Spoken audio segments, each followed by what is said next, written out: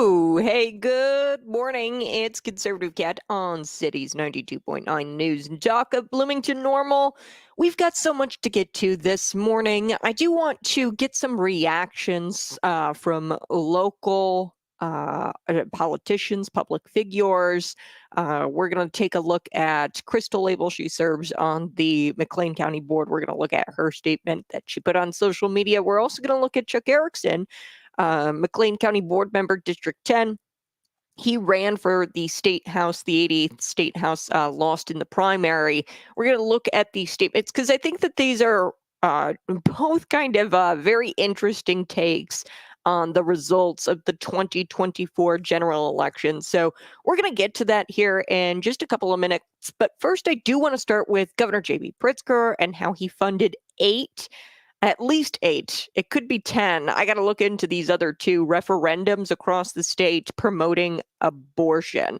So this is kind of wild. Illinois Governor J.B. Pritzker is one of the most left-leaning Democrats or governors in the country. Okay, he's one of the most left-leaning Democrats in the country, but also just governors.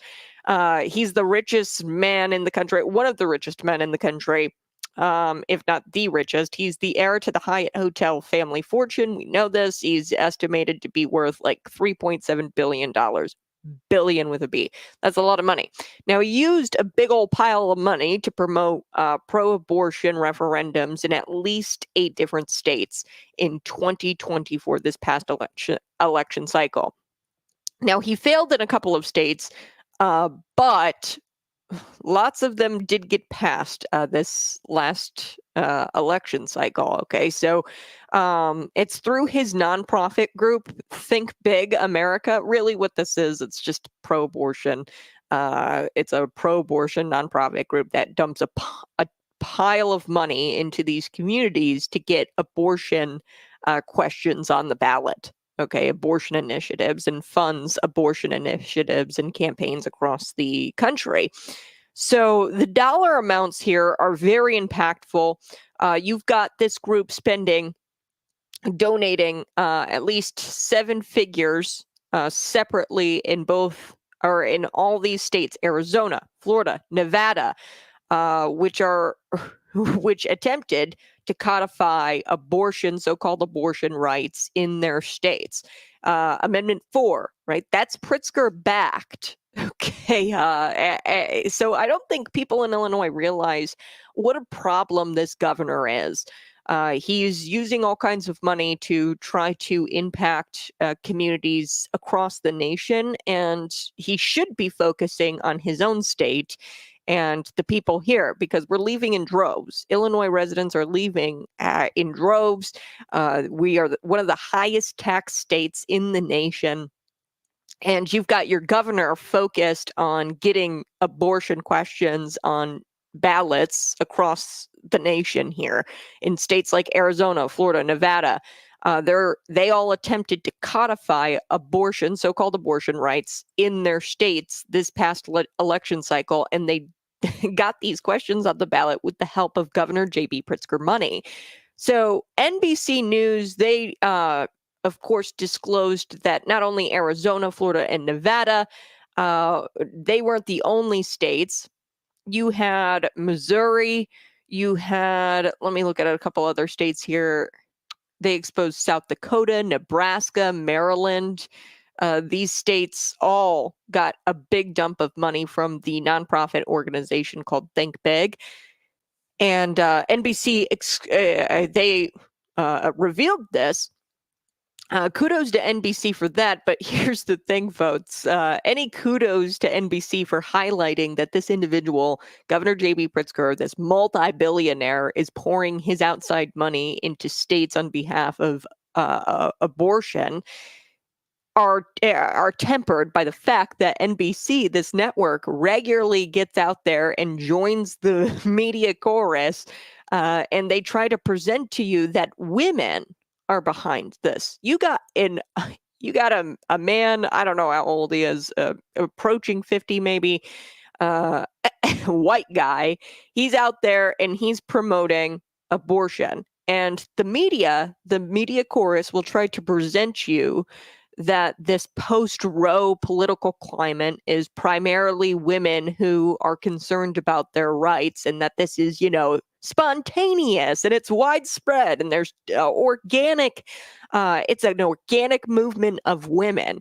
This is not organic. There's tons of women being probably funded to go out there and campaign on behalf of the issue of abortion, but they're getting paid for by big outside money. George Soros, you're getting George Soros money in there, as well as Governor J.B. Pritzker money. So this this has nothing to do with women's rights. They're them wanting to secure their civil rights.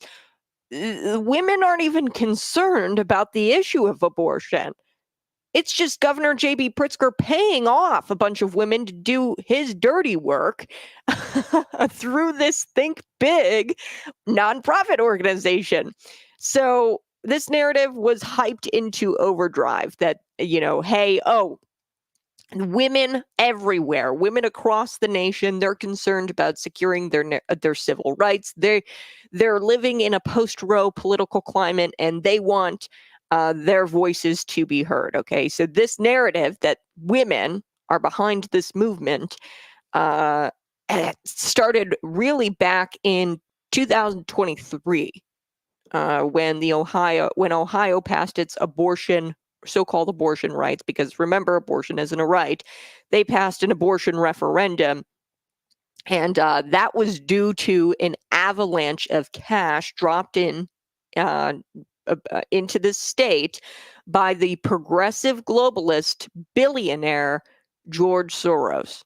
Okay, and then you get all this dark money and other murky activist groups he funded to get this passed. Okay, so they saw that it worked in Ohio back in 2023. So Governor J.B. Pritzker, he starts up this Think Big America organization, this nonprofit organization, and pours all this money into it. And really what they're doing is just putting abortion referendums on ballots across the state. So Soros poured at least $16 million into getting the Ohio referendum passed. So this is not organic. This is not women.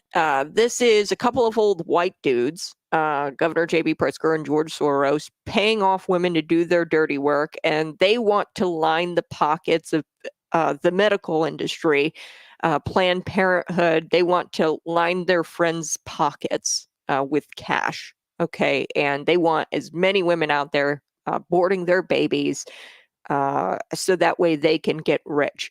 Now, I don't know about you, but that sounds like a dictatorship. That sounds tyrannical. That sounds like they could give two hoots about women and their rights and their bodies and their body autonomy. They're paying off women to do their dirty work in these states and get abortion referendums on the ballot. So therefore, so more women are able to get access to abortion, so they can abort their babies, and more, because it's lots of money to go get an abortion. A lot of healthcare, right? Plans, healthcare industry, they have to pay for this kind of stuff. So there's a lot of money to be made here, and Governor J.B. Pritzker wants to help out his friends in the medical industry. I struggle saying that because these are not medical professionals. We saw that on the Kamala Harris stage when somebody was having a medical emergency in the crowd.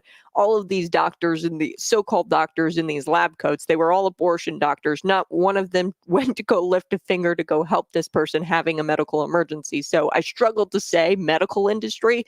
It's the abortion industry. He's got buddies in the abortion industry, and he wants to line their pockets. He wants more women getting abortion, and what he's doing is paying all these women off in these communities to go out there and put these referendums on the ballots in states like Florida, Nevada, Arizona, South Dakota, Montana.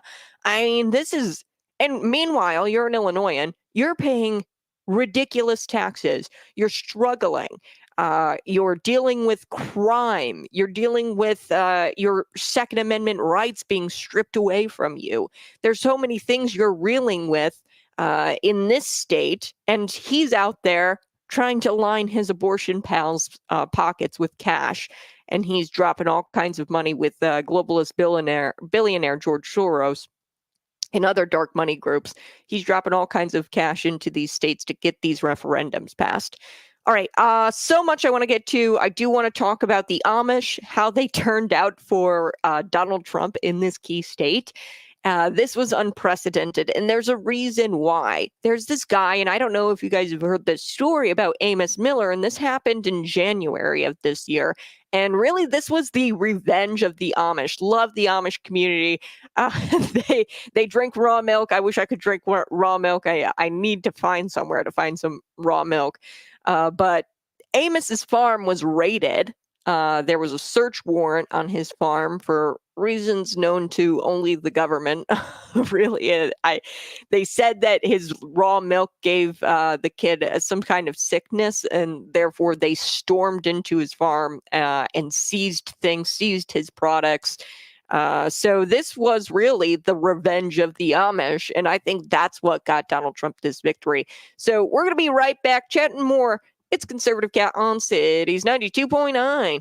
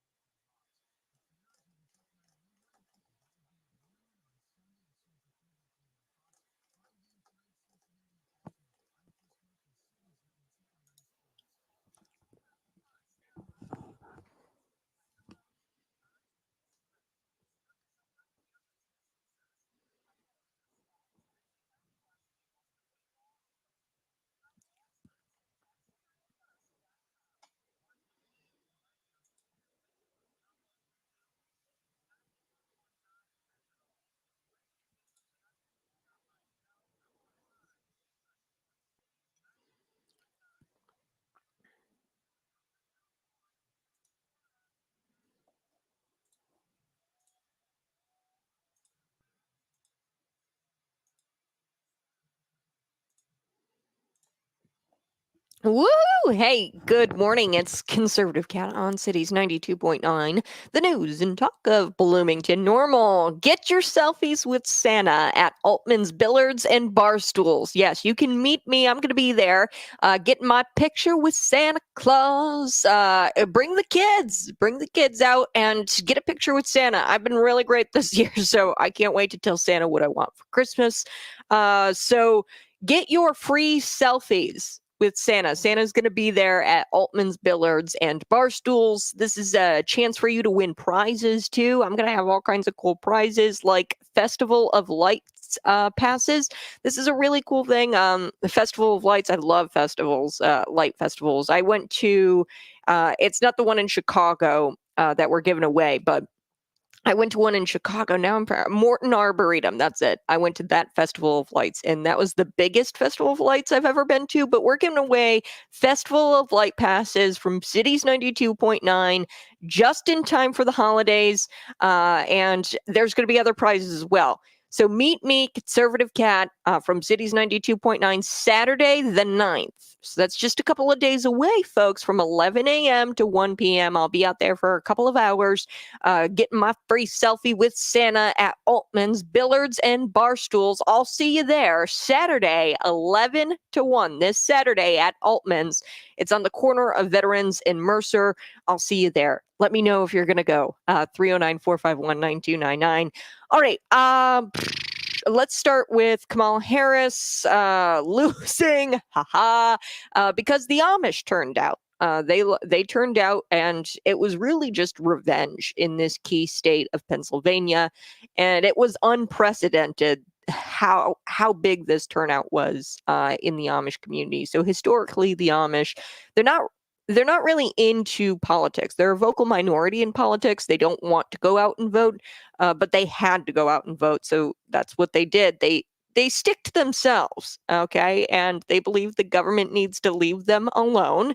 But you know, unfortunately, during Biden Harris's reign, they turned the United States into a tyrannical nanny state, and the Amish and their farms. Um, they were threatened by the Harris administration. So some Republicans came out, like Scott Pressler, and we helped out this religious minority turn out in record numbers for Donald Trump. Now, it all kind of started when troopers executed a search warrant in January of 2024 this year. You don't mess with the Amish, folks. His name is Amos Miller, and I don't know what the reasons really were. The government had no right to do this, raid his family farm, much like in New York, where they raided that farm looking for Peanut the squirrel and Fred the raccoon, and then they wound up euthanizing these two little cute little animals for no reason. So this does not tend to win over people's votes. Government overreach, executing search warrants on people's farms. So Amos's farm was raided back in January of 2024, and the government worked to eliminate their right to farm. That's what they were doing there, and the Amish turned out for Trump in this battleground state. So, according to the New York Post, the state's famed Pennsylvania Dutch, okay, so they're called Pennsylvania Dutch. These are the Amish people. They registered to vote in unprecedented numbers, according to the New York Post, in response to a January federal raid on a local raw milk farm.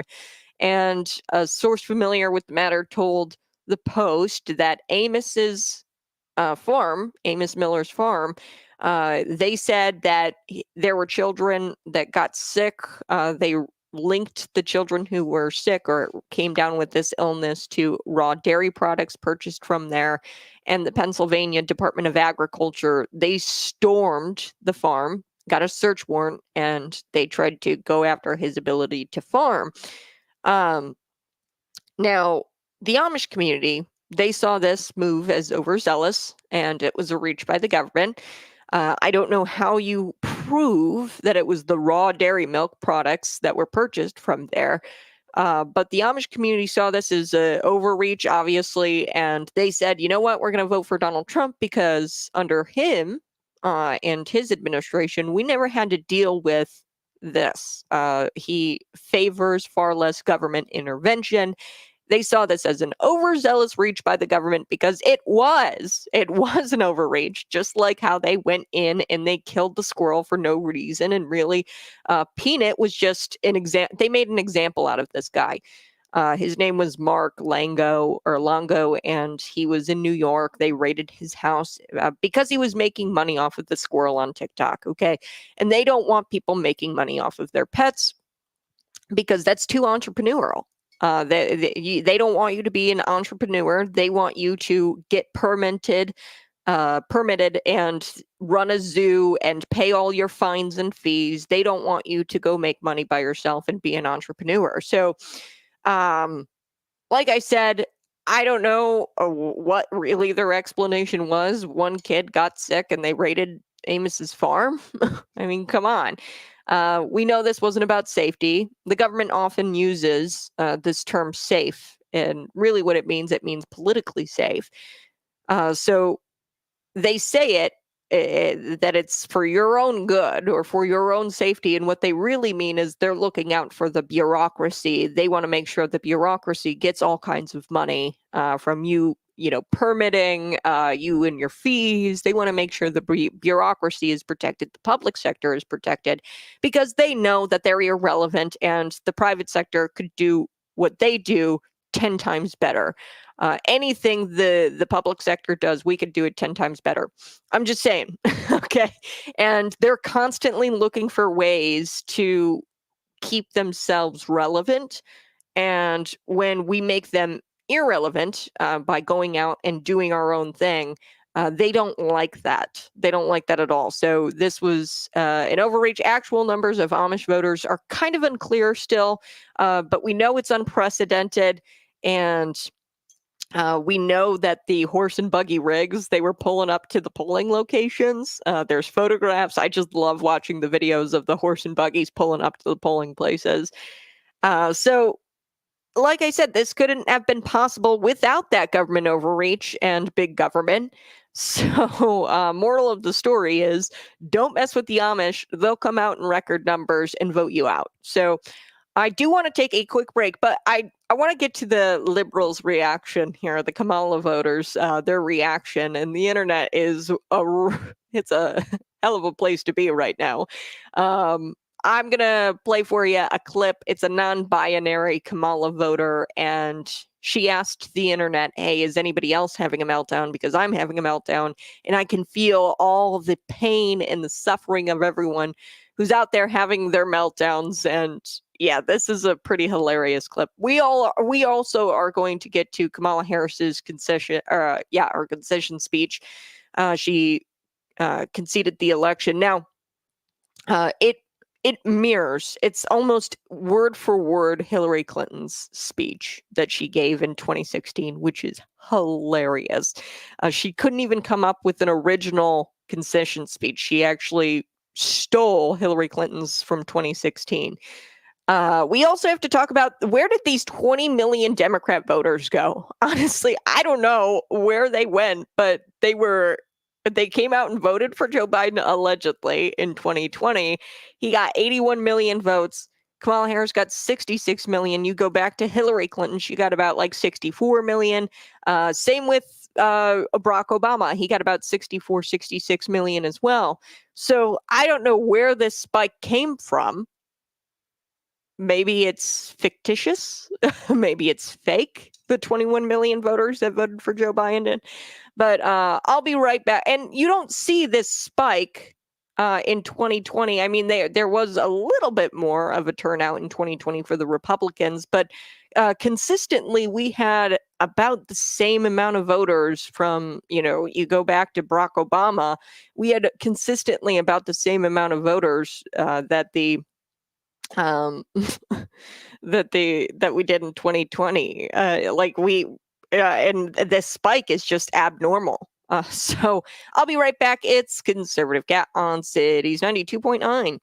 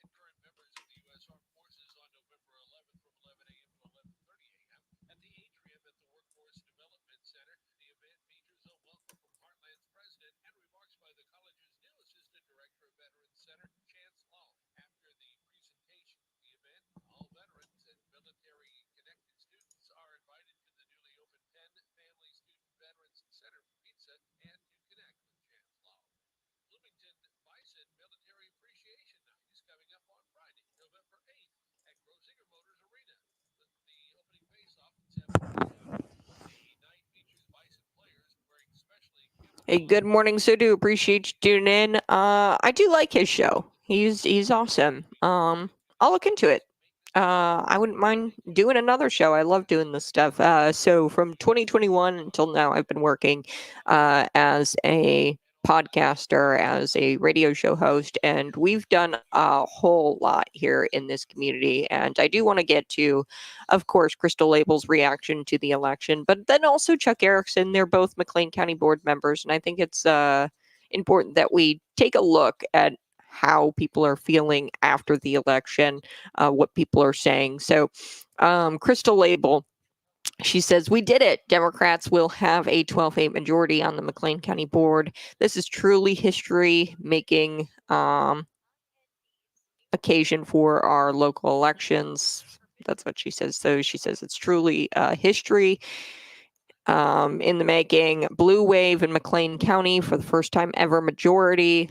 If these numbers hold up, we will be welcoming Buck Farley to District 5. Sean Fagan will replace the longtime board member Susan Schaefer in District 9, making both those districts solid blue. Democrats Jim Rogel, Lizzie Johnson, Eric Hansen, Val Lehman, Alex Duffy also won their elections and will join Natalie Roseman, Mendoza, Leah Klein, Bev Bell, Corey Byrne, and me on the board next month with Sean and Buck. So this is, this blue wave for McLean County. I want to be very clear about something.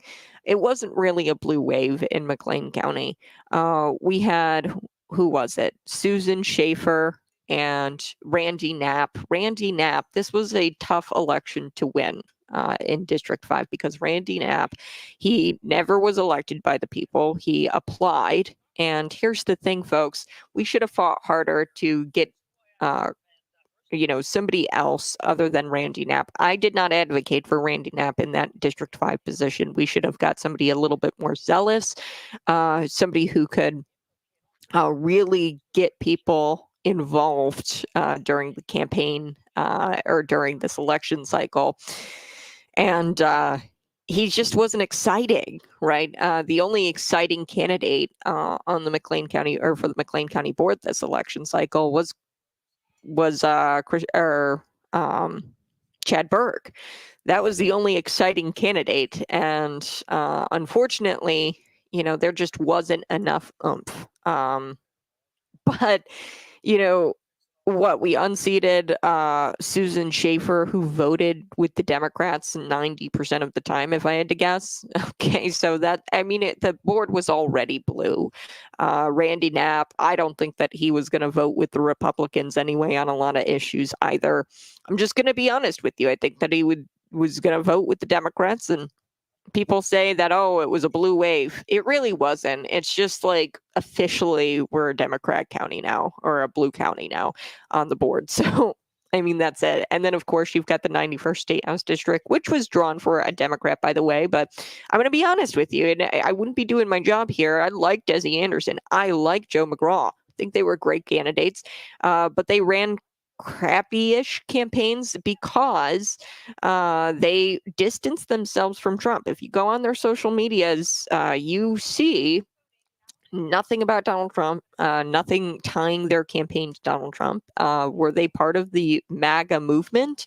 Objectively, if you visit their websites, you can see that they weren't really tied to Donald Trump. Now, there were candidates who have tied themselves to Donald Trump. Now, Mary Miller's district is a little bit different because it is drawn red, but so is Eric McGraw's, okay? It was originally supposed to be drawn for a Republican. It includes parts of Peoria, but we saw Peoria actually go red this election cycle. So there's no reason why there is a reason, and I think the reason is because they distanced themselves from the MAGA movement.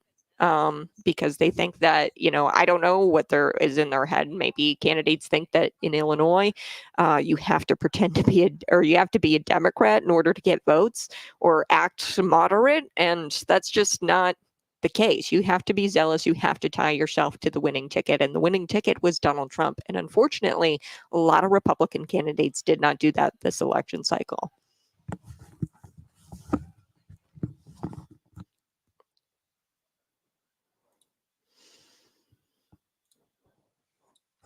Woo! Hey, good morning. It's Conservative Cat on Cities 92.9, the news and talk of Bloomington Normal. We're walking through some local reactions to the election.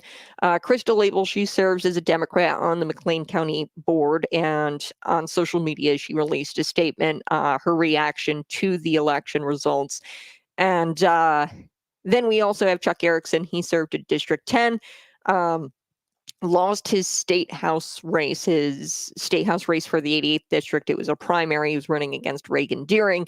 I want to kind of look at their reactions to this. First, let's start with Crystal Abel. She says, this is truly history, in the making. A blue wave in McLean County for the first time ever. We have the majority on the McLean County Board. Democrats will have a 12-8 majority. She says Democrats, Jim Rogel, Lizzie Johnston, Eric Hansen, Val Lehman, Alex Duffy, they all won their elections. Okay. And then she talks about they're going to join us, Leah Klein, Bev Bell, Corey Burney, me, and Natalie Roseman Mendoza on the board next month. So Sean and Buck, they won. Sean Fagan, he unseated longtime Republican board member Susan Schaefer. Buck Farley, he won District 5. Okay, that's it. We have those 2 seats that were given up. Okay, it was 2 seats that were given up. And I'm going to say something pretty controversial right now. I saw this coming. Okay, Susan Schaefer is not a Republican. She votes, I would say, conservatively 85% of the time with the Democrats anyway. McLean County was blue anyway. Okay, these Republicans were weak-kneed. Okay, they weren't actually Republicans in any sense of the word, because they voted with the Democrats on 90% of the issues that went before them on the board. Okay, so Susan Schaefer, not a Republican. Okay, so I mean, we just kind of made it official on the McLean County Board. Buck Farley, District 5. District 5 was really interesting. We had Lizzie Johnson, we had Randy Knapp, we had Chad Burke and Buck Farley. Buck Farley and Lizzie Johnson being the Democrats, and they both took it away. Randy Knapp, I'm going to be honest with you, should not have gotten that appointment. It should have been Chad Burke, somebody more zealous. When you have somebody more zealous, when you go to the election cycle, okay, so there was an appointment made because John McIntyre, of course, had to step down. And instead of putting somebody more zealous, more like a Republican in that position, they decided to go with the safe, moderate choice, which was Randy Knapp. And that couldn't have been more of a mistake. Going into such a crazy election cycle and such an important election, and this was going to be a hard seat to win because of John McIntyre having a stronghold on that district for so many years. And you need somebody a little bit more zealous to get out there and get out the vote. Okay. And Chad Burke had an uphill climb because he was, new to the process as well. Like he was an incumbent. Randy Knapp, that person, whoever we appointed, was going to lead the charge on, hey, select 2 Republicans for District 5. That person had to be a zealous character. Had to be. And we didn't do that. We didn't fight for that. The Republicans sitting on the board who made the appointment back when Randy Knapp got it, they decided to go the moderate, safe choice because they weren't actually Republicans. Susan Schaefer and the like, they decided to go the route of Randy Knapp. And it's just disappointing. It's disappointing because that's why McLean County has gone blue. People distance themselves from the MAGA movement. And because you're distancing yourself from that MAGA movement, from Republican platforms, you lose. You lose. Okay, there's a reason why Mike Boss, not even close, Mary Miller, not even close. Okay, these congressional candidates, and I get it. You're going to say, oh, it's because it's a red district. Okay, Eric Swanson's district was originally it was drawn for a Republican. Okay, they threw Eric Swanson in there. He's an unqualified weatherman. Okay, and they threw him in there, just to take votes away from the Republicans. It wasn't a serious campaign that they were running against Esther Joy King when they lost it. But here's the reason why they lost it. Esther Joy King, Joe McGraw, they distanced themselves from the MAGA movement. And that's just an objective fact. You look at Desi Anderson, she distanced herself from the McLean County Republican Party. Wouldn't, and you go to their websites, their social medias, you see this. I mean, there is nothing about Donald Trump on it. Okay, you have to attach yourself to the winner, because that's who people come out and vote for. You have to attach yourself to the MAGA movement, Make America Great Again movement. And people are real disappointed about McLean County. And with Eric Swanson's district, he won this go around. Peoria County went red. I'm pretty sure it was blue, or at least leans blue. It went red this past election cycle. There's no reason why a Republican couldn't have won. It's because there's this distancing going on, and it's only in Illinois. This is why Trump only lost by single digits in Illinois. Okay, 4 electoral votes in Illinois would have been flipped, just 4. Okay, and it's because these Illinois candidates, they distance themselves from this winning movement, which is the MAGA movement. That's why McLean County went officially blue. And we've been blue for a long time because the Susan Schaefer's of the world and or of the county. And I mean, it's been blue for a while. This is just making it official. Okay. But yeah, so I think there are a lot of wins. I think the best thing to come out of this election cycle was Jim Rogel's race. So close, considering this guy he had around $30,000 cash on hand, and Jerry Klinkner obviously had barely even, hundreds of dollars in his campaign coffers.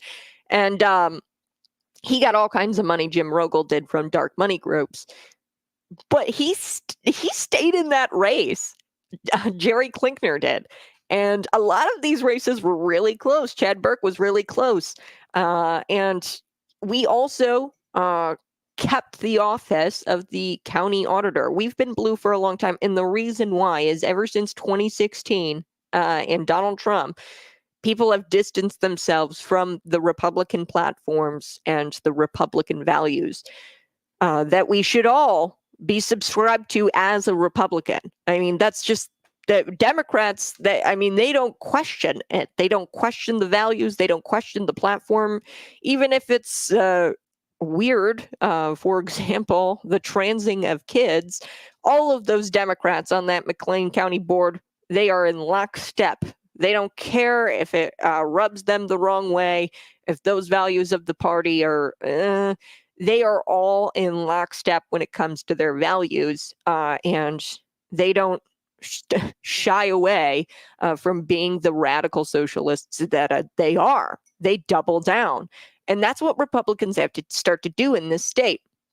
Brings me to Chuck Erickson, his statement. He said, "What success can McLean County Republican Party claim from last night? Trump lost from McLean County. Democrats took control of the McLean County board. The candidates they supported, from Desi Anderson to Judge Joe McGraw, lost. In fact, Desi Anderson lost in McLean County. Okay, so not BEC. So a lot of times there's these 2 election authorities. A lot of times people will lose the election due to the BEC, due to Bloomington.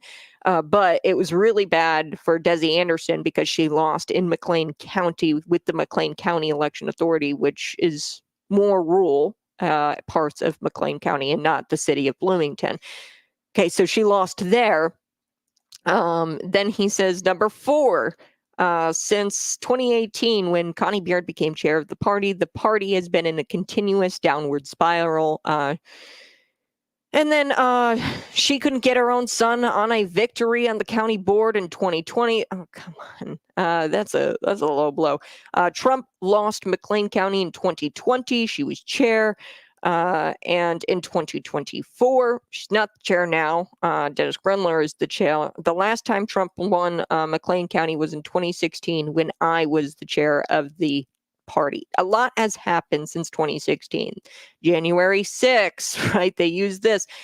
People are distancing that the candidates are distancing themselves from the party and from Donald Trump. Okay, that is what has been going on since 2016. The goal of the party, he goes on, should be to win elections periods, not form book clubs.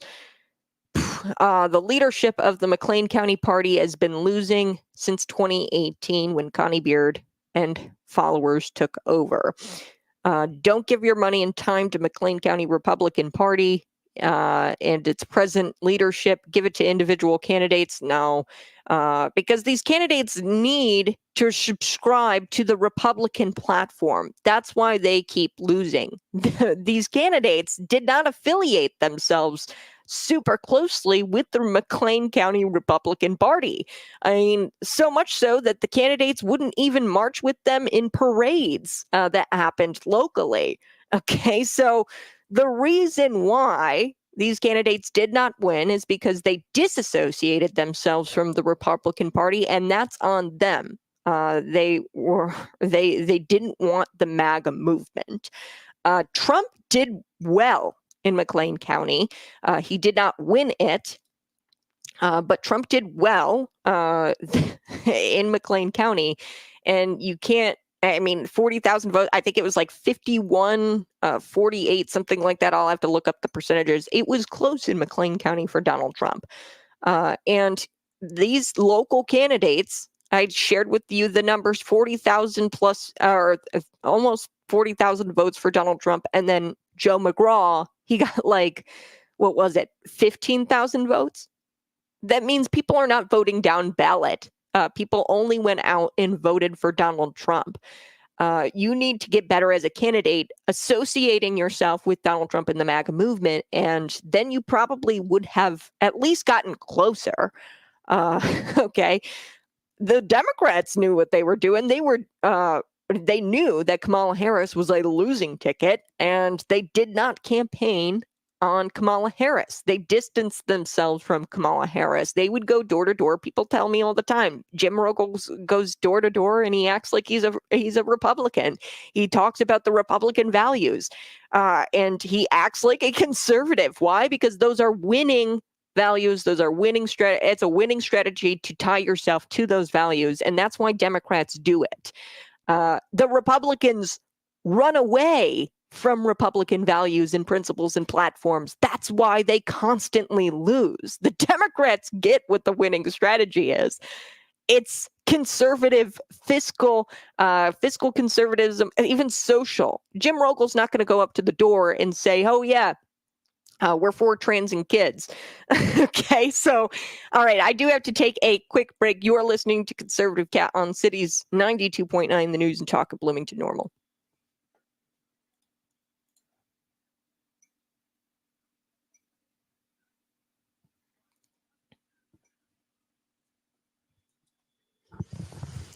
Oh, I understand. I mean, I understand your anger, your disgust with the Republican Party, but here's the thing: the local Republican Party, they are still trying to chase these people who want nothing to do with the MAGA movement. Point is, bottom line, you have to be in lockstep with this MAGA movement because it's a winning strategy. Clearly, nationally, he just took it all away. Donald Trump did. If you want to win elections, then you have to associate yourself with these values. Unfortunately, the local Republicans, they still give the time of day to, the Dan Brady's of the party, the Susan Schaefers of the party, and we shouldn't be doing that. The local Republican Party needs to say, hey, you need to subscribe to our values. You need to at least vote with the other Republicans on the board in order to be a part of the party. the Democrats, you have to vote for us lockstep when it comes to voting, when it comes to policy. You have to be in lockstep with us. When they campaign, they run away from those values because it's not a winning strategy, but they vote. You better damn you know that they are voting with each other, and it does not matter. They will not shy away from their principles and from their values when it comes to making policy. Okay. So they're in lockstep when it comes to voting on policy, but then when they go and campaign to the people, they hide those values and those principles, and they say, "Oh no, I'm not doing that. I'm actually, a conservative." They run as a conservative, which is really funny. But the problem with the Republican Party, even the local Republican Party, they give the time of day to Dan Brady and to Susan Schaefer and to these people who do not vote Republican and do not share the values of the Republican Party, or at least are not willing to pretend like they share those values. You don't have to be pro Trump. You don't have to be MAGA movement Republican. You just have to act like it when you're voting and crafting policy. Okay, if you're not doing that, then you're out. Bottom line. And I think the local Republican Party has an issue with that because the numbers are so small already. They don't want to oust these people like Susan Schaefer and Dan Brady because then they'll have nobody. And we need to start to do better at the local level, recruiting those 40,000 people who voted for Donald Trump. There's 40,000 people in McLean County who voted for Donald Trump, and it was close. Okay, Kamala Harris and Donald Trump, it was close. It wasn't the win that we wanted, but there's a reason why. It's because candidates run away from the MAGA movement and from Donald Trump, and so does the local Republican Party because they give the time of day to these candidates who run away from Donald Trump. Don't give the time of day to these candidates. If they don't want to be seen with you marching in a parade, say, okay, you're not a Republican then. And then come out and write a press release. You should send out a press release. So-and-so candidate didn't want to walk in the parade with the local Republican Party. The next parade, bring your Trump gear and your MAGA hats, and we'll all walk together and show her what it really means to be a Republican, right? Or show them what it really means to be a Republican. Okay, that's what needs to happen. I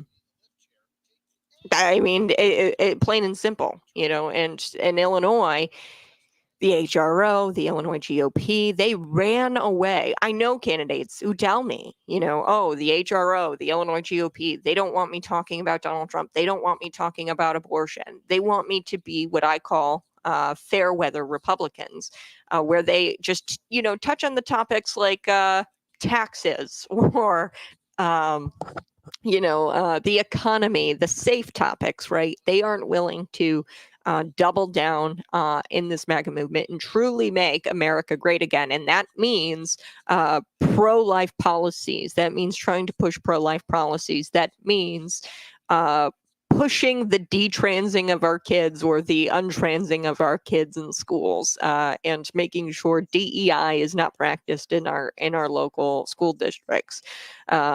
That means defunding the School Board of Education, the Illinois Department of Education's.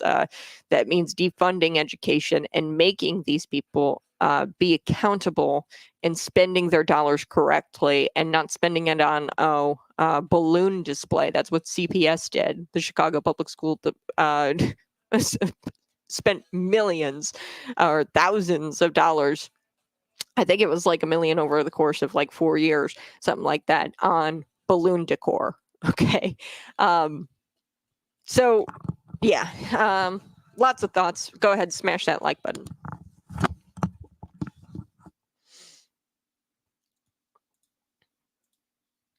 Woohoo! Hey, good morning. It's Conservative Cat on Cities 92.9.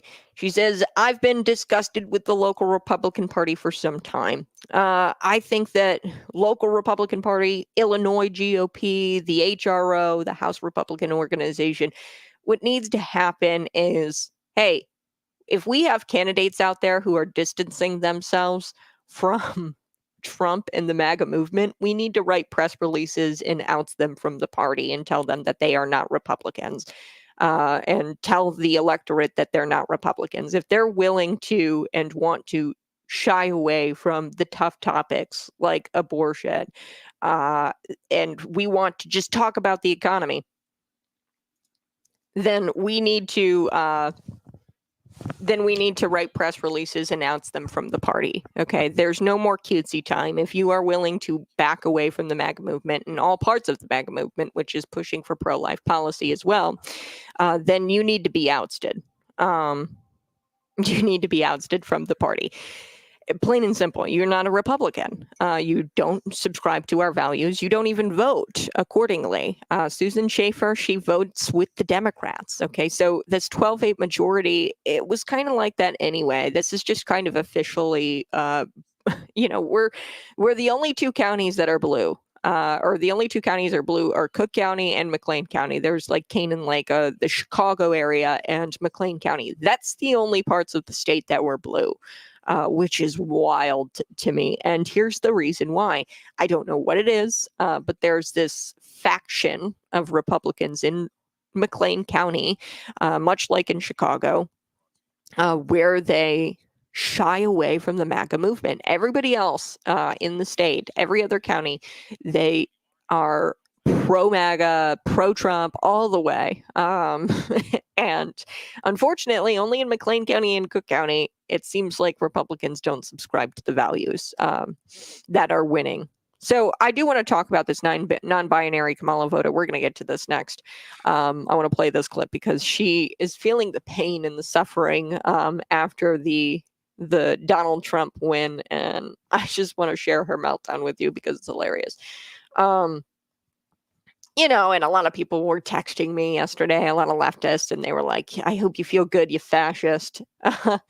And, I just tell them, look, I voted for you and I voted for me. You don't realize it yet, but I did the best thing for you. And that was to vote truth, vote trustworthy candidates into office. And when you vote truth, it is hard sometimes. It's a hard pill to swallow. Accountability, the ability to take ownership of your life and live with your consequences. These females who are pro-abortion, they're all upset. They're like, oh, my body autonomy is going away. Nobody's taking away your body autonomy. I promise you, you're going to receive all the medical care you need when you go to a hospital under Donald Trump. I promise you that. So you've got these women melting down saying their body autonomy and blah, blah, blah. And they're not going to be able to get the medical attention they need. That's just not true, first of all. Second of all, I voted truth. I voted what was best for you and what was best for me. Sometimes the truth hurts. And this woman is actually weeping on TikTok. The TikTokers are losing their minds, weeping. So we're going to get to this. She's just stressed out because the left told her that Trump was literally Hitler. And, she's crying over this election. And I feel bad for this woman in a way because I don't know if she just is so brainwashed or what, but I mean, this is humiliating to film yourself weeping like this at 48 years old. She tells us she's 48 years old. And this is what the last, how many years has it been? Like 8 years they've been telling us Donald Trump is Hitler. This is what brainwashing does. It's traumatized her. She is naive. She is emotionally unstable. Clearly, she's craving attention by putting this on the internet, and that's what Kamala Harris did. That's what the Democratic Party does. They prey on naive, emotionally unstable women, specifically, and then they get them to vote for them. I will be chatting a little bit about Sunny Hostin. She melted down because Americans didn't vote for Kamala's skin color.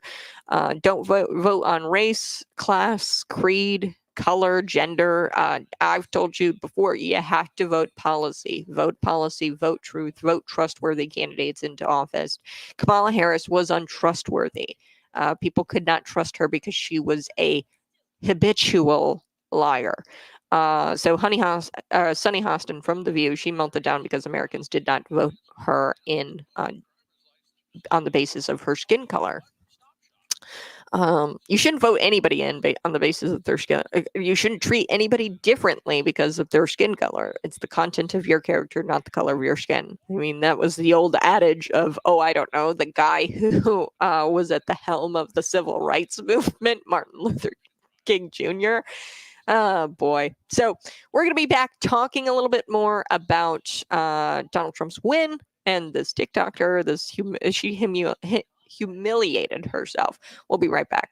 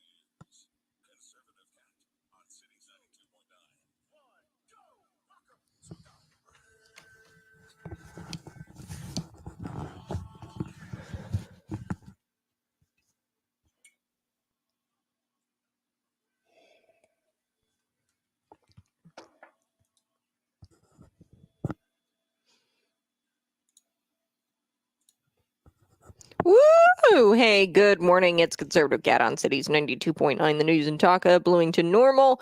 Well, I've got to tell you about this protest. People are saying it's massive. I'm looking at the numbers. It's not that big, but it's a decent-sized crowd. Anti-Trump protesters, along with pro-Palestinian Palestinian activists, and other demonstrators have gathered in downtown Chicago to express their opposition to President-elect Donald Trump's victory.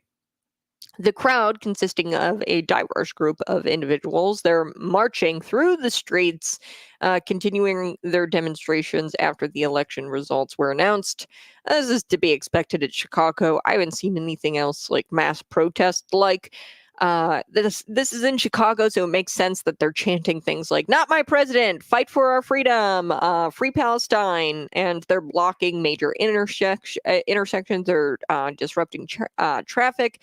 As the demonstration grows, the Chicago Police Department has requested additional units for the crowd control and support. Authorities are closely monitoring the situation. So they're, of course, protesting. It's like right out in front of Trump Tower there in Chicago. That's to be expected in Chicago. I don't think it's of anything to be too concerned about. They're just a bunch of non-binary demonstrators, like this TikToker. I wanted to play this clip here. This is a non-binary TikToker, and a perfect example of what happens when someone is so psychologically damaged by leftist propaganda. And it couldn't be more sad. I'm really sad for this woman, actually, because clearly this person is unstable and damaged by what the left has done to her. But let's take a listen. She put this on the internet to get attention, of course. Is anyone else having a meltdown? I don't know how to do this. I don't know how to wait. I'm so stressed. How you can't look out into the world, into the people of this country and see what's happening. And how hard we're all fighting for rights not to be taken away from people. I go from hysterically crying 1 minute over the pain of this situation and then hysterically crying the next minute watching so many people come together and women from around the world supporting us and cheering us on. I am 48 years old and I have never experienced anything like this and never thought I would in this country. It's like I can feel the pain and the fear from every single person. I don't know how to handle this. I don't know how to get through the next couple days. Who knows how long this is going to take? Is anyone else having a meltdown? Is anyone else having a meltdown? I will never understand people who humiliate themselves on the internet like this. The truth hurts, America. It does. And to anybody listening who voted for Kamala Harris, I love you. You're a brother in Christ, you're a sister in Christ. I voted for you and for me. I voted for the truth. And sometimes the truth hurts. Okay, sometimes it hurts. So America will be better. It will be great again, like it or not. Okay, I voted for you and I voted for your best interest and my best interest. So many reasons why Trump won the election. And part of that, part of the reason why he won the election was because people are really upset with the media. Okay, this is a backlash. His win is the backlash to the media propaganda. People are sick and tired of being lied to. We were told inflation was a myth. We were told that Donald Trump was Hitler and a fascist, and we know that that's not true.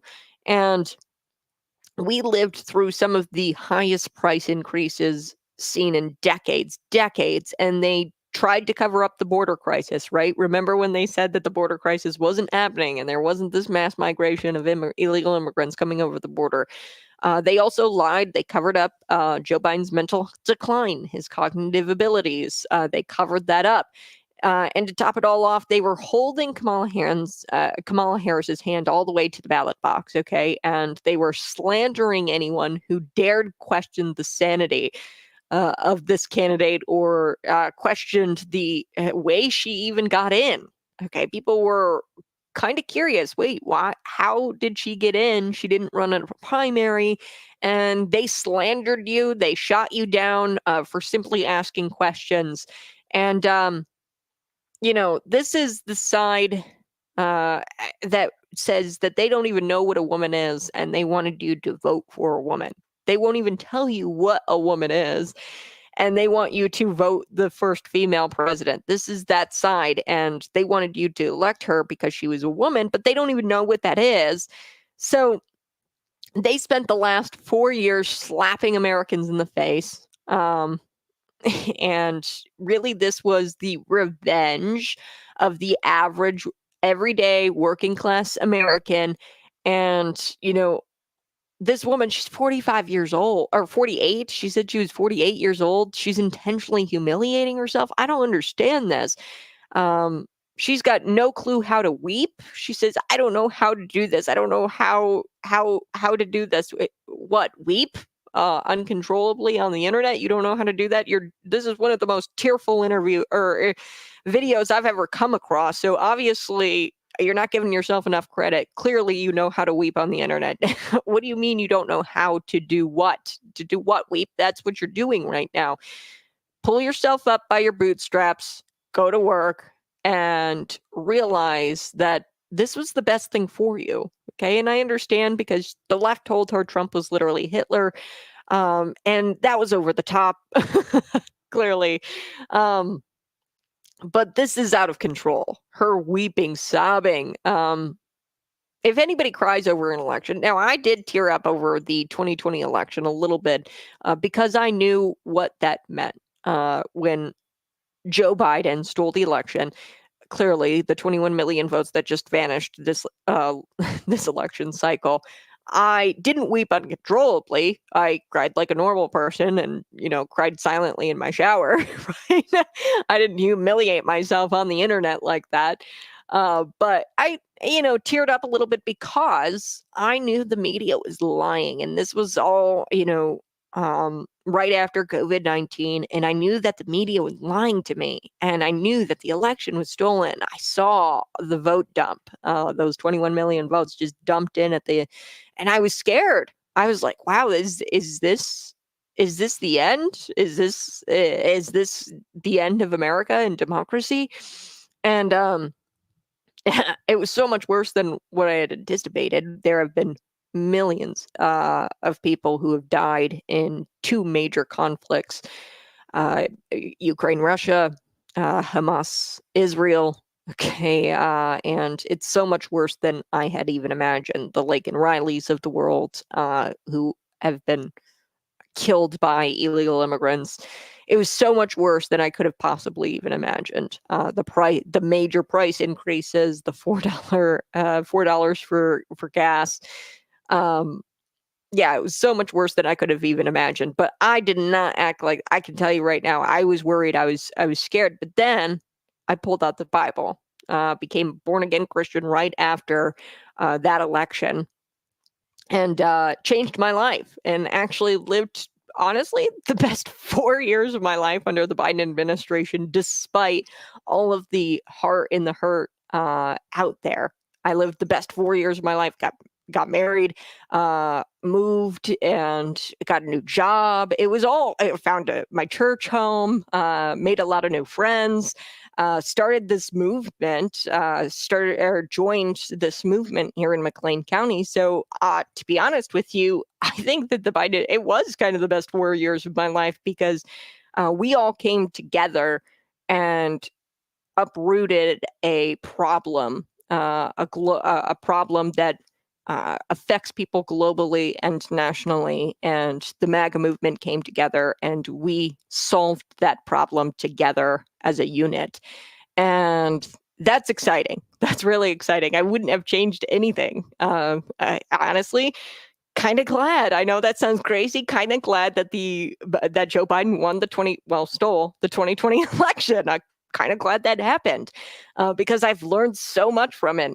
So I feel bad for this woman. I really do. I hope she realizes that Trump was president for like 4 years prior, and I don't know what she was doing during that 4 years, but obviously she didn't die, right? What happened to her in those 4 years where she was so traumatized? I don't know. Like I said, the Kamala Harris campaign, they relies on these emotionally unstable, naive voters, typically women.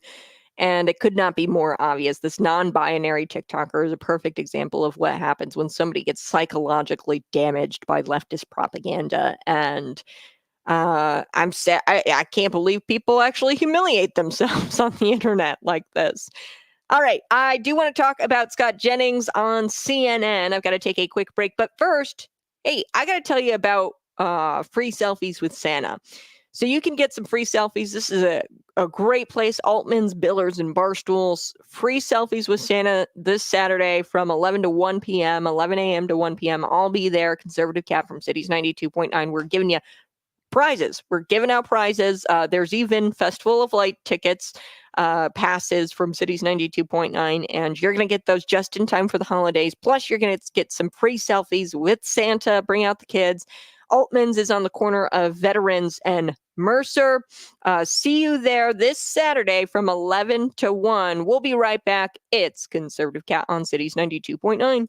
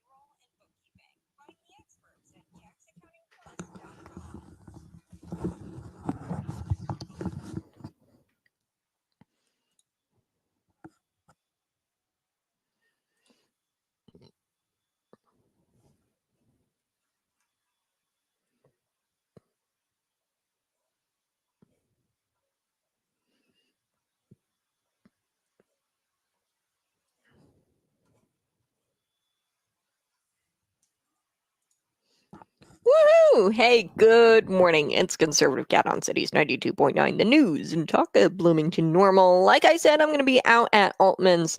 Definitely want to see you there, taking a free selfie with Santa. Altman's Billiards and Barstools. It's on the corner of Veterans and Mercer. I'll see you there this Saturday from 11 to 1 p.m. Get your free selfies with Santa, plus win some prizes like Festival of Lights passes from Cities 92.9 just in time for the holidays. Meet me, Conservative Cat, at Altman's this Saturday from 11 to 1. I do want to talk about Scott Jennings. Scott Jennings, he said, look, the left wants to tell you to vote for a woman, but they can't even really define what a woman is. He's on CNN and he's talking about how the media held Kamala's hand all the way to the ballot box. Nobody dared question her sanity. Nobody oppressed her on issues that mattered. And Scott Jennings tells you why Donald Trump won this election. Here we go. I'm interpreting the results tonight as the revenge of just the regular old working class American, the anonymous American who has been crushed, insulted, condescended to. They're not garbage. They're not Nazis. They're just regular people who get up and go to work every day and are trying to make a better life for their kids. And they feel like they have been told to just shut up when they have complained about the things that are hurting them in their own lives.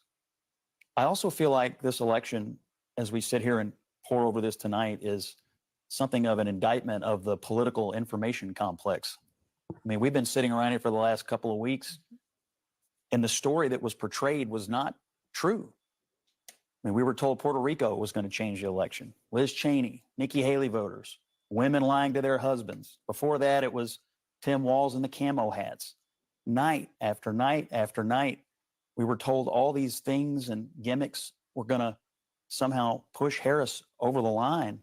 And we were just ignoring the fundamentals. Inflation, people feeling like that they were barely able to tread water at best. Mm-hmm. That was the fundamentals of the election. But I think for all of us who cover elections and talk about elections and do this on a day-to-day basis, we have to figure out how to understand, talk to, and listen to the half of the country that rose up tonight and said, we've had enough. I do think the way this campaign was run was basically on, the Democrats thought there were enough people who hated Trump or were willing to fear him to win the race. And it turns out there's more to being president than simply not being Donald Trump in the eyes of the American people. I'm a little worried about how Democrats are going to react. They've been told Trump is a modern day Hitler, or at least he's a fascist. And now Kamala Harris, I suspect, is going to have to wake up in the morning and concede to that person. I'm a little concerned about an election in which half the country was conditioned to believe that the person who just won the national popular vote is going to be a dictator, eliminate the Constitution, and create a bloodbath, and so on and so forth. So can I say something about that? we have to reckon with that in the aftermath of that argument.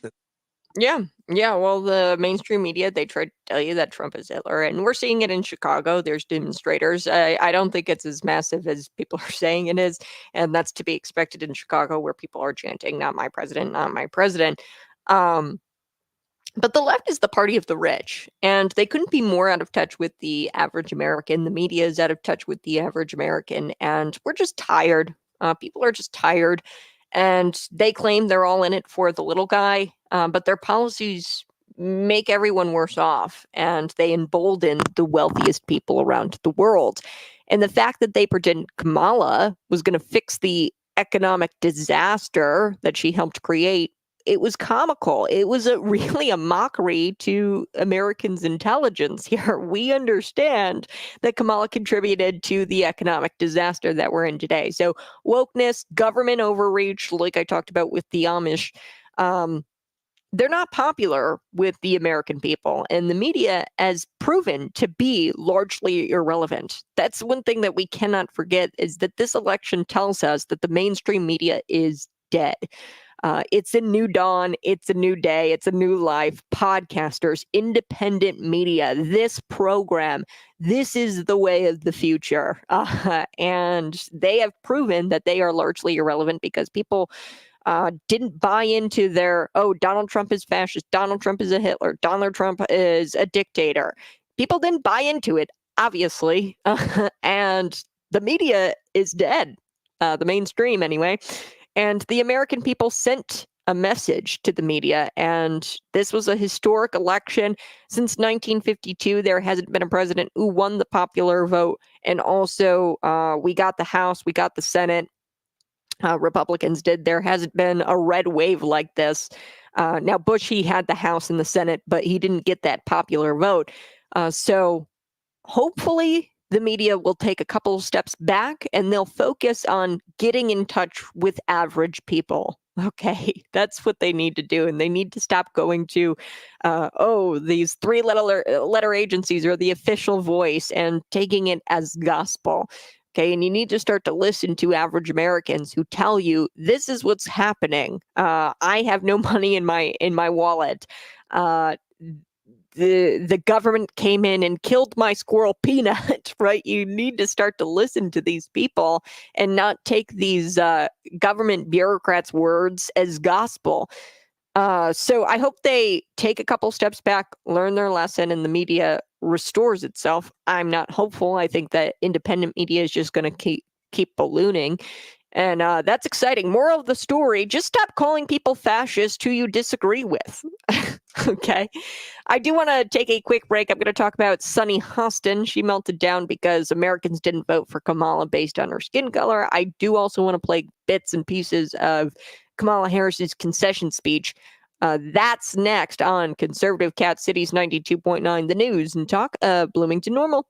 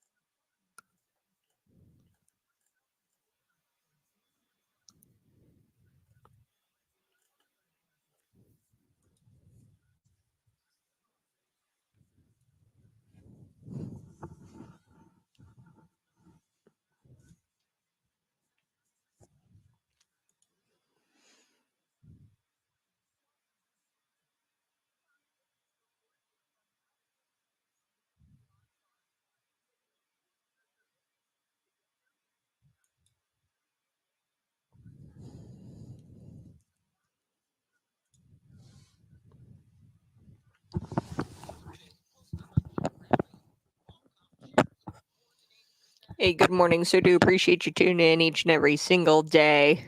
Now the cry babies know how we felt, except ours was legit. Yeah. This morning I told you back in 2020 when I saw the election was stolen. I mean, right away I knew that the election was stolen because there was just this massive dump at the end of the night, and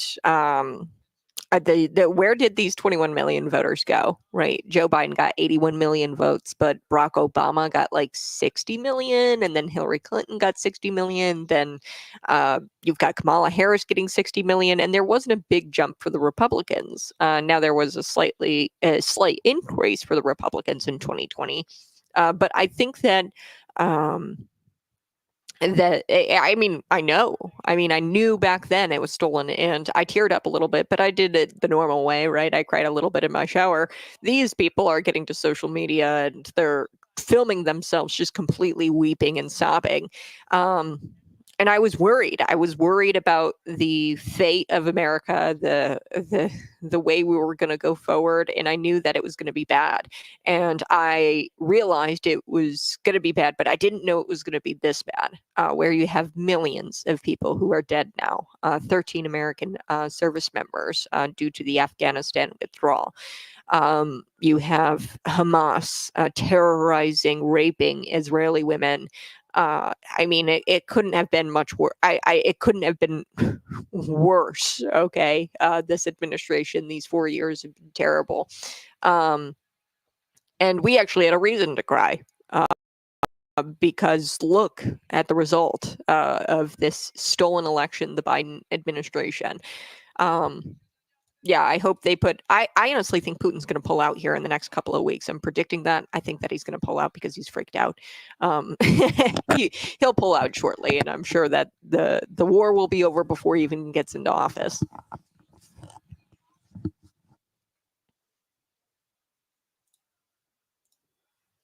Reading some of your messages on the stream. You can always interact with me on the stream on YouTube and on Rumble. You can also text me 309-451-9299. This one, I like this. Jacqueline says, I'm so looking forward to hearing President Donald Trump's cabinet picks. I hope Vivek Ramaswamy gets press secretary. I think that he'd be really good in that position. Vivek Ramaswamy worked really hard to get Donald Trump past that finish line. And I like Vivek Ramaswamy, love Elon Musk. I hope that he gets that department where they just gut everybody out. I'm sure he's drafting up his emails and he's going to ask for a report from all of these government bureaucrats. Hey, what you do this week? Can you provide me what you've done this week and give me a report, a rundown of how you contributed to this agency? And if they don't have a solid report, then afuera, you're gone. You're out of here. So I can't wait to see. I hope Elon is in charge of that, gutting these government agencies. Somebody needs to be in charge of that and just firing all of these people because they are suckling at the taxpayer teat. And it's got to stop. The public sector, like I said, we could do it 10 times better in the private sector or anything. I hope that he gets rid of the Department of Education. I've heard that he is going to get rid of the Department of Education, Donald Trump, and then we're just going to have our own statewide departments of education, if that makes sense. So it's going to be more localized. The Department of Education really doesn't do anything except mandate things of our schools, and they are very out of touch with what it actually means to be on the ground educating our children. But I also got a text here. Brian, he says, I hope Trump is on the phone now with Zelensky and Putin. Yeah. I'm thinking that Putin's just going to take a step back prior to even Donald Trump getting into office. That's my prediction in the next few weeks, next couple of months here, prior to Donald Trump getting in officially on January 20th, 21st, and sometime in January there. I'm thinking that he's just going to take a couple of steps back, and he's probably going to exit the war, or they're going to come to some sort of peace solution, peace deal prior to Donald Trump even becoming president. So I'm very excited for that. So yeah, there's so much to be excited for. I do want to play this clip. Kamala Harris, she gave a concession speech. Now this is back to back. You'll hear a little bit of Kamala Harris's concession speech, and then you'll hear some of Hillary Clinton's speech. And it's, well, let's just take a listen to it, shall we? The outcome of this election is not what we wanted, not what we fought for, not what we voted for. This is not the outcome we wanted or we worked so hard for. Earlier today, I spoke with President-elect Trump and congratulated him on his victory. I also told him that we will help him and his team with their transition. Last night, I congratulated Donald Trump and offered to work with him on behalf of our country. Over the 107 days of this campaign, we have been intentional about building community and building coalitions, bringing people together from every walk of life and background. We've spent a year and a half bringing together millions of people from every corner of our country to say with one voice that we believe that the American dream is big enough for everyone. To the young people who are watching, it is okay to feel sad and disappointed, but please know it's going to be okay. To the young people in particular, I hope you will hear this. On the campaign, I would often say, when we fight, we win. But here's the thing. Sometimes the fight takes a while. That doesn't mean we won't win. That doesn't mean we won't win. This loss hurts, but please never stop believing that fighting for what's right is worth it. She couldn't even come up with her own concession speech, folks. Couldn't even do it. Wow. Incredible. I mean, side by side, what, she changed a few words around, maybe a little bit. Kamala Harris. No, we will win. God's not done with us yet. So we have to, one, praise God for this victory. Two, understand that we have a lot of work to do and we can't just go back to living our selfish lives. We have to continue to fight in this movement, this MAG movement. It's not over because they're not going to stop fighting. So we still have to continue to organize and fight for what is actually right. And it is a spiritual battle. I 100% believe that it's a spiritual battle, and the enemy will not win in the end. The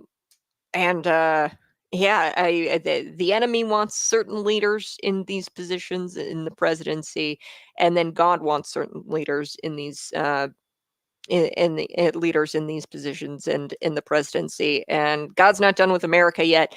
We've got so much to get done, but at the same time, we have to focus on other elections. We have to focus on getting more of that majority. I'm hoping J.D. Vance 2028. He should be a shoo-in. And I think a lot of people really like J.D. Vance. So I want to get to Sunny Hostin. The left has spent this entire election talking about race, and they're painfully obsessed with skin color. I don't understand it. I don't know why, but they wanted you to vote for Kamala Harris based on her skin color and based on her gender and these insignificant birth rates. And I know that you don't care about these insignificant birth rates because you voted for Donald. And that's why you voted for Donald, because you weren't going to be told that those are the most important things when selecting a leader.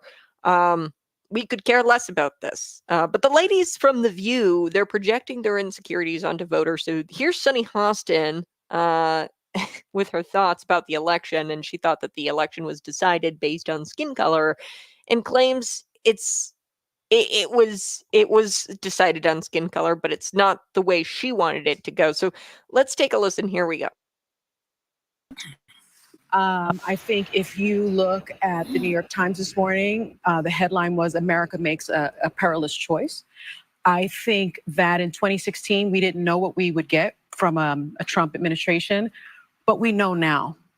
And we know now that he will have almost unfettered power. And so I worry not about myself, actually. I don't worry about my station in life. I worry about the working class. I worry about my mother, a retired teacher. I worry about our elderly and their Social Security and their Medicare. I worry about my children's future, especially my daughter, who now has less rights than I have. And I remember my father telling me many, many years ago that I was the first person in his family to enjoy full civil rights. And now I have less civil rights than I had when he told me that. So again, I'm profoundly disturbed that the 14th Amendment of the Constitution did not prevent someone who participated in an insurrection from becoming president of the United States.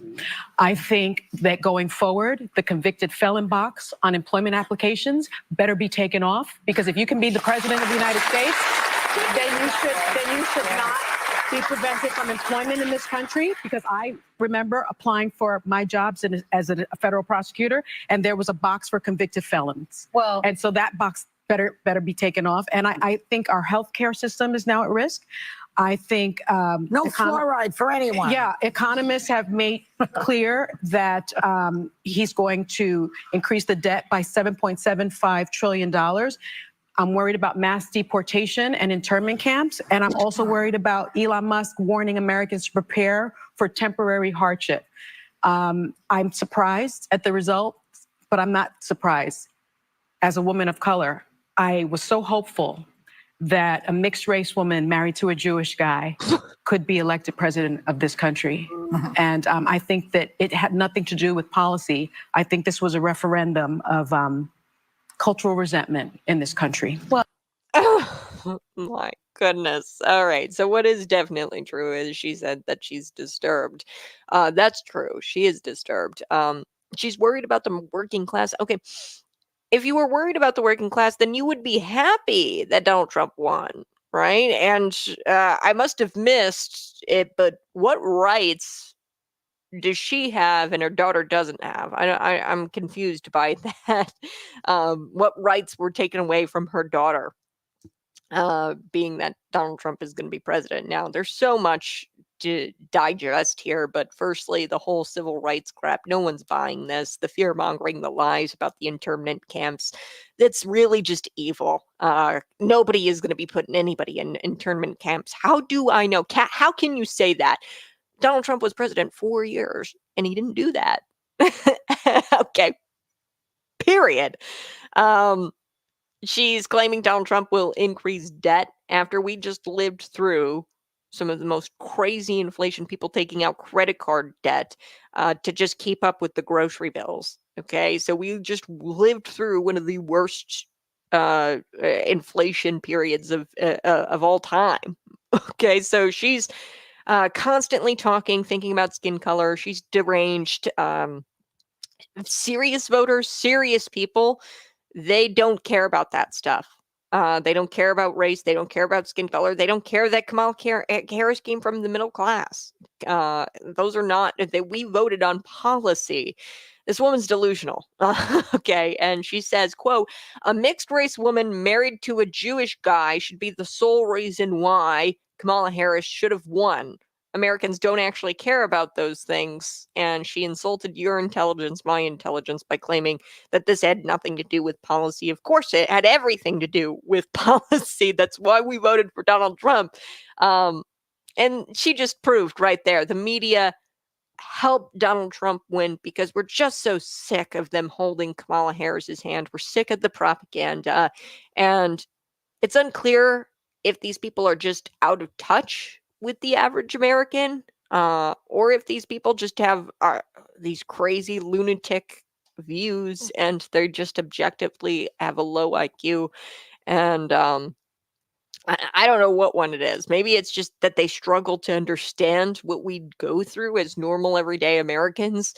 But yeah, this is just the most pathetic part is that they didn't learn anything. The media didn't learn anything. The whole reason why we elected Donald Trump, it was a big middle finger to the media, because we want revenge. We want revenge because we've been lied to. You said inflation was a myth. You said Donald Trump was Hitler. We know these are lies. So The View is still on the air, but hopefully with time they will learn their lesson. but they probably won't. And they'll probably call the next candidate, which probably will be J.D. Vance, they'll probably call him Hitler. They've been doing this for a long time. The media is called Bush Hitler. They called Reagan Hitler. They've been doing this a long time, and it's a losing strategy. Okay, you're lying to people, and people don't like it. That's why they're choosing independent media like this platform. Go ahead, find me on YouTube, subscribe to the Conservative Cat Show. We'll be right back with more news.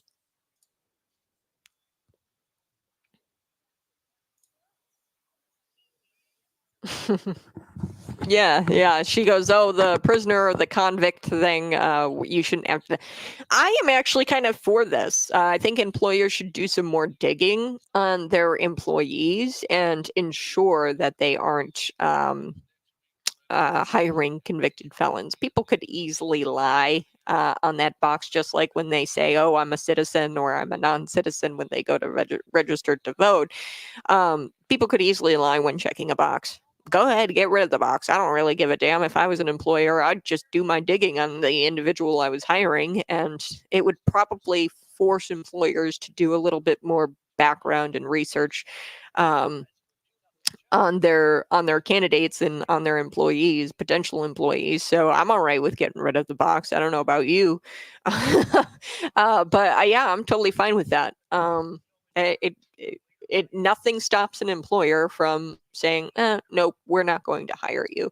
And anymore, the J6ers, they were wrongfully convicted of things like trespassing. They were let in by Capitol Police. They were wrong. I mean, just like Donald Trump, he was wrongfully convicted. So yeah, I'm all for getting rid of the box. I'm cool with that.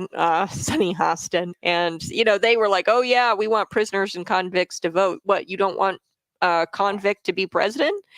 You want them to vote. You want them to have all of these special privileges, being that they're convicts. Honestly, the best place for leftists, they want free healthcare. They want free food. They want, free housing. The best place for leftists and liberals is actually a prison. Think about it.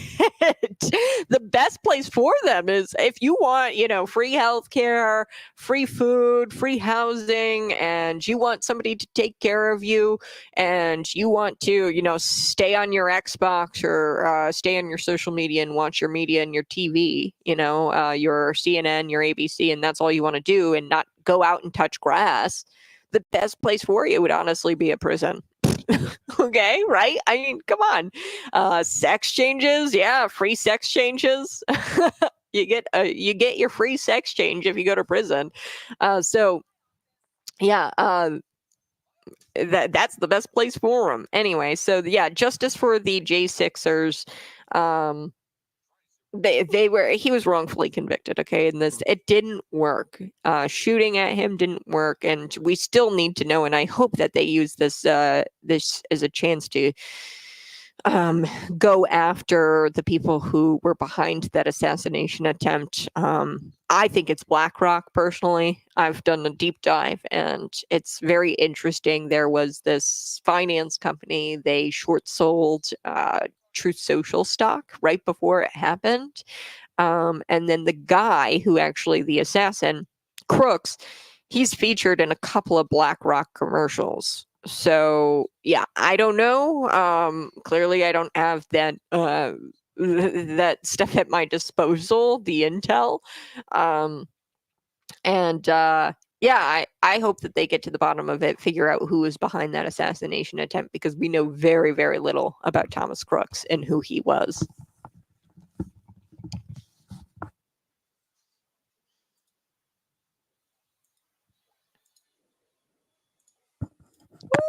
Woohoo! Hey, good morning. It's Conservative Cat on Cities 92.9, the news and talk of Bloomington Normal. Just in a couple of days, on Saturday, you're going to get to meet me from 11 a.m. to 1 p.m. at Altman's Billiards and Barstools. I'll be there handing out prizes. You can win prizes. You can win Festival of Light passes. Yes, just in time for the holidays. Plus, you get free selfies with Santa. Visit me at the corner of Veterans and Mercer at Altman's on Saturday. That's the 9th from 11 to 1. All right. Before we took the break, I was telling you a little bit about Kamala Harris, and she copied Hillary Clinton's concession speech. Kamala Harris handled this all wrong. That night when it was very clear that Donald Trump was going to win, likely. But I mean, I guess you could argue it was still too close to, say, you lost or to concede the election. I get that. But she left. So there was this watch party, and she left all of her voters, and her co-chair of the campaign came out and said that she wouldn't be speaking. Kamala Harris made this campaign all about her. Her closing argument speech, her closing commercial ads, her closing argument ads, they all talked about how she was middle class, how she was black, she was a woman, and it was all me, me, me, me, me, me. And that's just very selfish. And for her to not come out and address her voters at all that night, and they had to leave, they were disappointed. It just goes to show you the kind of person she is. And she didn't even write her own concession speech. It mirrored Hillary Clinton's concession speech in 2016. Now, before I go for today, I want to talk to you about Governor J.B. Pritzker. Now, out of all 10 of these abortion referendums, quite a bit of them passed. I think it was like 8 of them passed. I don't know if he was behind all 10. I know he was behind 8 of them at least. They were abortion referendums this election cycle. He's one of the richest men in the country. Pritzker is the heir to the Hyatt Hotel family fortune, and he enjoys an estimated net worth of $3.7 billion. He's a radical. He's sitting on this pile of money, and he used that pile of money to promote pro-abortion referendums in at least 8 states in 2024, none of which he resides in. By the way, he doesn't reside in any of these states. And meanwhile, you're suffering as an Illinoisan. You'd think he'd give a damn about you, the Illinois resident, and, I don't know, fix the corporate income tax. We have the highest corporate income tax. Fix the property tax situation here in Illinois. Fix the rampant crime. I gave you the numbers yesterday. It was over 2,000 people died from January to August of this year. Nearly 2,000 people died in Chicago, Cook County alone. Or not died, were shot. Let me clarify here. Some of them resulted in fatalities, but over 2,000 people were shot in Cook County from January to August of this year. That's a big deal. And he could give 2 hoots about it. He'd rather use his nonprofit group, Big America, or Think Big America, and invest all kinds of dollars into these abortion initiatives. Okay, so in these states like Montana, Nevada, Florida, Arizona, South Dakota, and here's the thing to take away from that. This is not an organic movement of women concerned about their civil rights or their so-called abortion rights. It's not organic. You're paying off women to do your dirty work and to get these referendums on the ballot. And it's not spontaneous. It's not organic. It's not these ordinary women in these states. It's a white guy, a filthy rich white guy, paying off a bunch of women to do his dirty work. And NBC, they highlighted that he did this and he spent all this outside money on behalf of abortion. And I can appreciate that NBC did this, but they have joined this media chorus of saying, in this post-Roe climate, there's tons of women everywhere who are outraged about the overturning of Roe v. Wade. No, it's not. It's a bunch of women getting paid by Pritzker to go out there and put these referendums on the ballot. That's what this is. And this narrative was hyped up back in 2023 in Ohio when there was an abortion rights referendum passed. And this referendum passed due to an enormous avalanche of cash being funneled into this campaign to get it passed. And who funded it? George Soros, the billionaire. So this is not organic. This is not grassroots. Women don't actually want all of these abortion referendums on the ballot. Governor J.B. Pritzker does. and he wants to line the pockets of his friends in the abortion industry. All right. You guys have a blessed day. Bye-bye. We'll do it all over again tomorrow morning, bright and early, 6 a.m. Find me on YouTube and subscribe to the channel. Be blessed. Talk to you later.